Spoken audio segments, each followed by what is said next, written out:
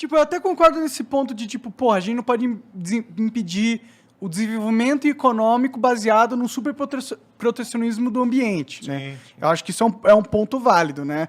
Agora, o foda do Bolsonaro... Cagar e andar também é foda. É que ele é extremo em tudo, né? Tipo, ele pode ter até um bom ponto, mas ele executa de um jeito que ele é criminoso, basicamente, tá ligado?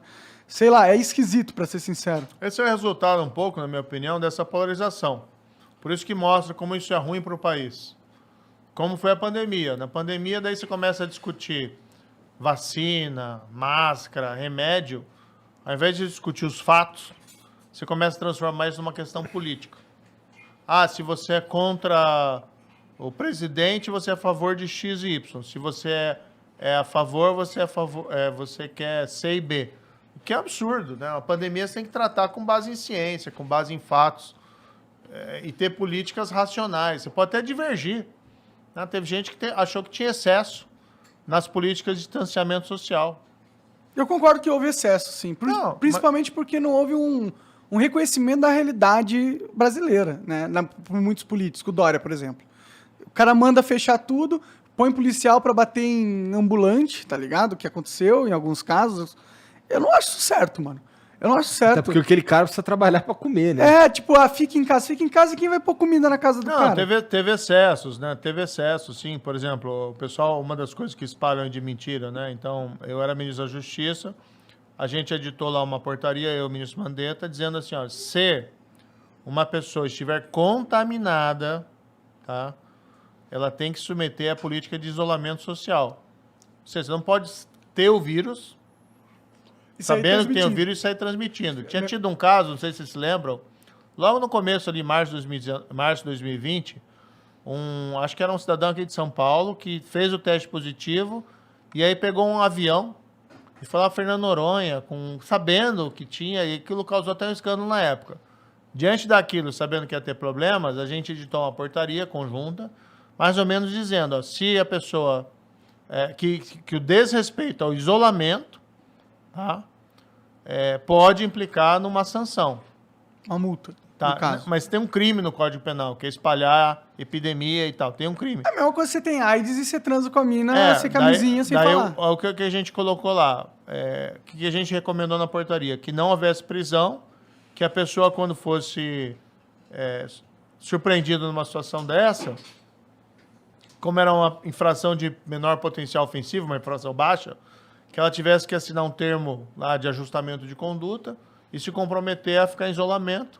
Aí sim, se ela violasse a partir daí, que ela sim poderia sofrer uma sanção. De prisão, por exemplo? Inclusive de prisão, porque ele está violando, assumir um compromisso. E aí, veja, o cara está infectado. É diferente. Sim, claro. Entendeu? É diferente da situação. E essa situação é diferente do cara só sair na rua. O cara, diferente de só sair na rua. Daí a gente viu até uns vídeos, teve alguns excessos, o pessoal se excedeu, mas também via lá que tinha umas situações que o pessoal entrava em discussão e daí a coisa ficava meio complicada. A gente fez até uma recomendação numa das últimas reuniões que eu fiz lá no Ministério da Justiça com os secretários de Segurança Pública, é isso?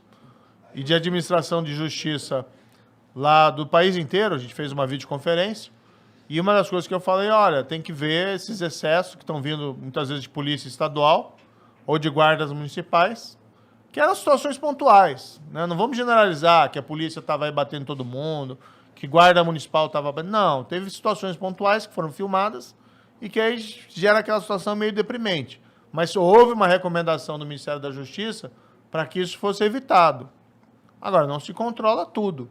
Mas não teve nada, por exemplo, Polícia Federal, Polícia Rodoviária Federal, Força Nacional, que estavam sob a nossa guarda-chuva se excedendo nesse controle, nessas observações de política de pandemia, embora também não fosse exatamente a função delas.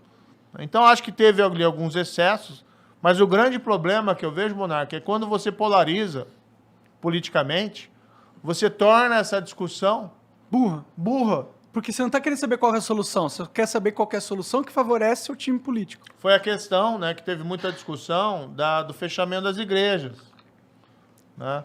Aí tinha muita gente... é um absurdo, na minha opinião. Tipo, eu entendo fechar as igrejas, que, tipo, a igreja para muita gente é importante, tá ligado? Tipo, Sim. é a mesma coisa que fechar parque. Por que tu vai fechar o parque, velho? É onde as pessoas tomam sol, fazem exercício, aumentam a sua imunidade. Tu vai fechar? Tipo, lá é um lugar aberto. A igreja eu sei que tem mais problema porque é um lugar fechado amontoado. Mas é claro que podem ter medidas. Tinha muita gente que defendia, ó, não, tem que fechar tudo porque não pode correr risco nenhum. E outros que diziam assim, não, você não fecha, você toma lá medidas, não permite lotação total, tem que vir de máscara, tem que passar o álcool, tem que manter uma distância, que era um intermediário, né? Eu acho que é uma decisão difícil naquelas circunstâncias, e você tinha um momento que tinha um certo pânico da sociedade em relação ao que podia acontecer. Sim, com certeza. Mas quando você polariza, você impede que haja diálogo e debate comum. Sim. Né? Que as pessoas possam construir pontes entre elas com base em argumentos. Podem até chegar no final e divergir, como eu e você lá em relação à maconha, às drogas. Mas eu não me abstenho de discutir e eu não vou te chamar de, sei lá... maconheiro safado. Ou fascista do outro lado, entendeu? Porque tem divergência. Então esse que é o problema. Esse que é o mal que essa polarização política traz ao país. Acaba emborrecendo. Vira uma guerra política, vira, tipo, a minha ideia tem que ganhar. Não, a minha ideia tem que ganhar. As duas ideias são burras, viu, gente? Foda-se, a minha ideia tem que ganhar.